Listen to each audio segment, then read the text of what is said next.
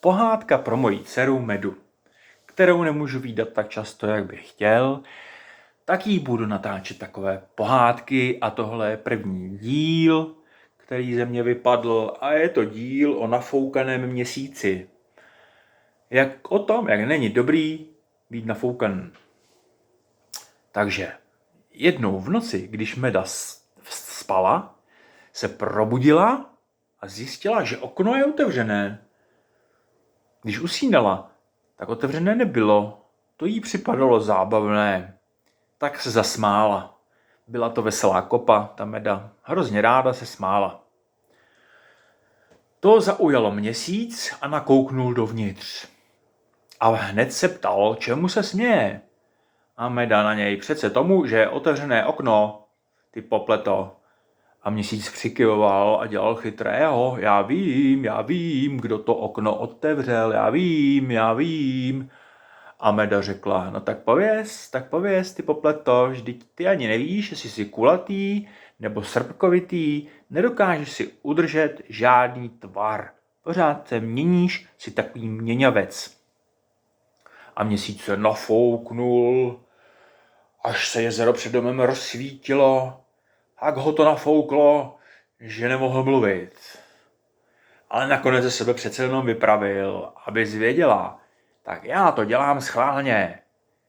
Nebaví mě být pořád stejný, jako to hloupé slunce. Pořád stejná koule, já jsem totiž výjimečný. A Meda se smála, tak dobře, když si myslíš, ať si každý myslí, co chce. Byla to moudrá holčička. A Měsíc brumlal, to je dobře, tak dobře, to si řekla dobře, každý si může myslet, co chce a já si myslím tohle. Odpouštím tě, malá Medo, ale jenom proto, že tě mám tak rád.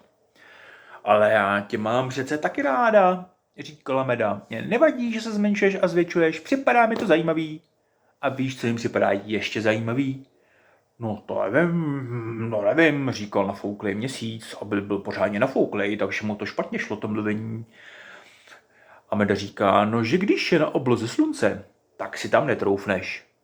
Kde se schováváš a proč? No proč? Potvůrko podivná. Já Měsíc, nafouknutý Měsíc, říká, já se přece neschovávám. Co bych se schovával? Já mám taky jiný věci na práci, abys věděla. Já třeba zažívám různý dobrodružství. No tak to mi teda o nich vyprávěj, říká Meda. Já už jsem zase ospalá a lehnu si a budu u toho usínat. A Měsíc říká, když hezky poprosíš. Prosím, Měsíčku, řekni mi pohádku, říká Meda. Ale nejdřív se trošku ufoukni, jsi strašně nafouklej. A jak jsi nafouklej, tak hrozně moc svítíš a ty ryby v jezeře jsou z toho úplně neklidný. Protože před domem bylo velké jezero a to bylo plné ryb. No a jak ten Měsíc se nafouknul, tak strašně moc svítil a ty ryby se šly podívat a byly z toho úplně neklidný. No a Meda měla starost o ty zvířátka, tak mu říká, aby se trošku ufouknul, že to není zdravý být tak nafouklý. To my to víme, ale ten Měsíc to asi nevěděl. No jo, tak jo, ale nakonec řekl Měsíc, Medo, máš pravdu, taky mě už to nebaví být příliš dlouho nafouknutý, je to hrozně únavný.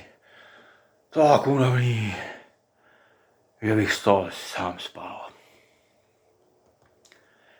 A Měsíc se vyfouknul a jezero pohaslo a ryby, co neklidně čeřily hladinu, tak se zase upokojili a byl klid a ticho.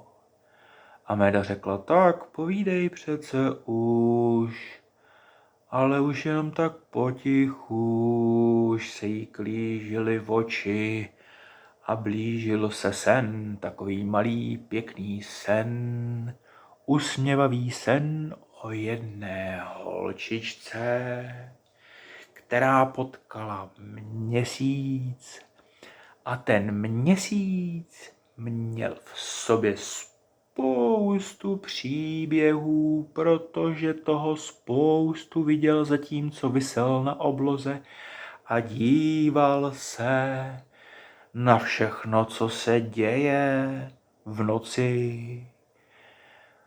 A v noci se toho děje opravdu hodně, to vám poví každá sova.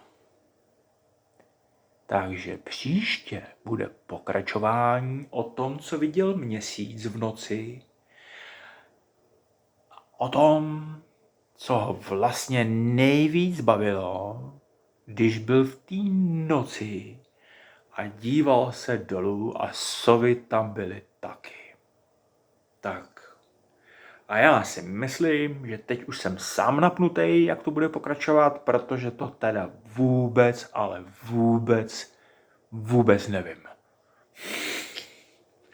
Ale to je jedno, protože příběh se vždycky objeví tam, kde ho potřebujeme.